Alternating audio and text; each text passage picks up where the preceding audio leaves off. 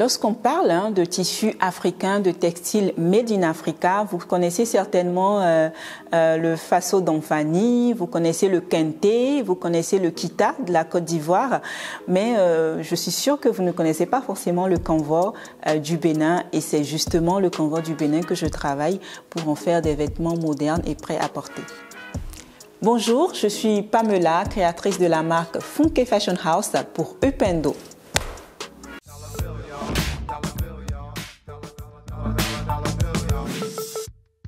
Alors, il faut dire que le pain tissé béninois, qui est appelé le Kanvo chez nous au Bénin, est un tissé ancestral qui était porté à l'époque par les rois. À l'époque, ne portait pas le pain tissé qui voulait, mais qui pouvait, et parce que c'est un savoir-faire qui a été transmis de génération en génération et qui prend énormément de temps. Et justement, aujourd'hui, je le disais tantôt, ce savoir-faire-là, il se perd parce qu'il n'a pas été mis au goût du jour. Il y a 5 ans, lorsque j'ai voulu me faire un vêtement moderne avec le pain tissé du Bénin, c'était pratiquement impossible parce qu'il n'était pas maniable, il était rêche et n'était pas vraiment adapté pour faire des vêtements confortables que nous pouvons porter vraiment tous les jours. Et j'ai donc décidé de me rapprocher des femmes tisserandes, de travailler avec elles justement à améliorer leur savoir-faire pour pouvoir avoir un tissé qui est non seulement fait de manière ancestrale, mais qui est aujourd'hui adapté aux besoins, on va dire, de la mode actuelle. Alors, mon histoire avec la mode, elle commence il y a près de 15 ans. J'ai été mannequin d'abord pendant plus de 10 années. Et pendant cette période-là, j'ai justement eu l'occasion de fréquenter énormément d'acteurs de la mode, surtout de la mode africaine. Et j'ai eu l'occasion vraiment de côtoyer, que ce soit les créateurs de mode, que ce soit ces personnes-là chargées des cabines, etc. Vraiment l'industrie de ces personnes-là qui fourmillent en fait et qui font la mode. Et suite à cela, justement, au bout de 10 années, je me suis encore mieux passionnée pour la mode à travers les textiles.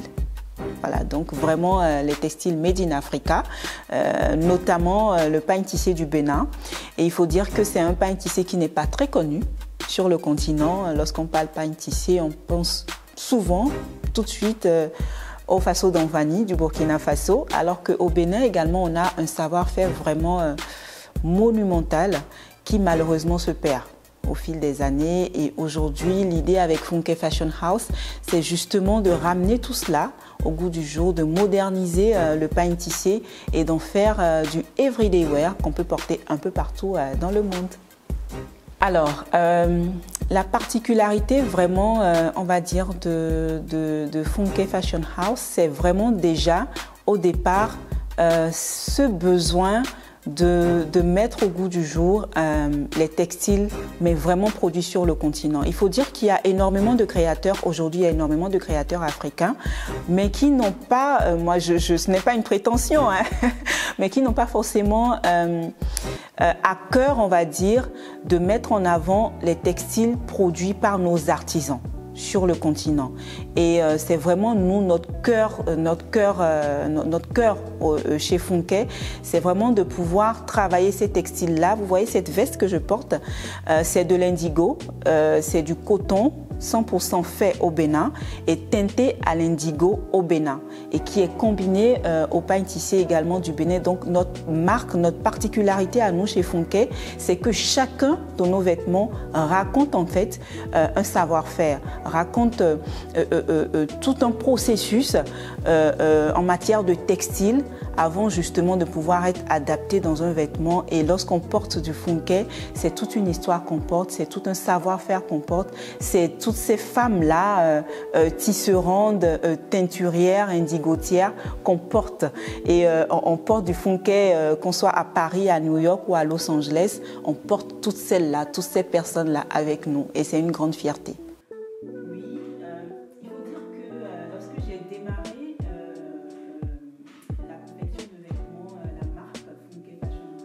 J'ai eu à travailler avec des femmes tisserandes qui sont constituées en association.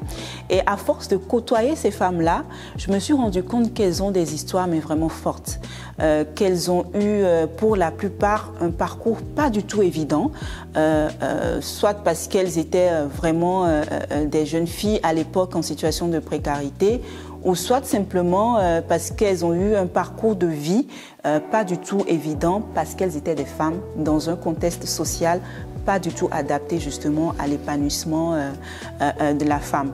Et c'est ainsi donc que m'est venue l'idée de mettre sur pied l'association Funke for Women. Et aujourd'hui, nous identifions les jeunes filles et les femmes en situation de précarité. Ces personnes-là qui ce sont soit des orphelines, ce sont soit des veuves qui n'ont pas du tout de moyens financiers pour s'en sortir. Et nous leur procurons justement des formations, des mises à niveau également, dans le secteur du tissage. L'idée, c'est vraiment de leur apporter un savoir-faire qui leur permettra de pouvoir subvenir à leurs besoins.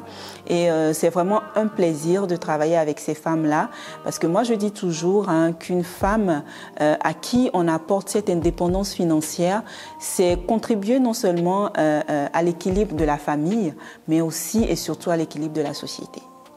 Alors, j'ai eu la chance et le plaisir, on va dire, d'habiller quand même des personnalités africaines, des figures féminines africaines assez fortes. On va dire, j'ai eu le plaisir d'habiller par exemple Paola Audrey, j'ai eu le plaisir d'habiller Connie Touré de la Côte d'Ivoire et Fatou Jupiter Touré, l'actrice sénégalaise, et bien d'autres également, quand même visages connus, on va dire, du continent africain.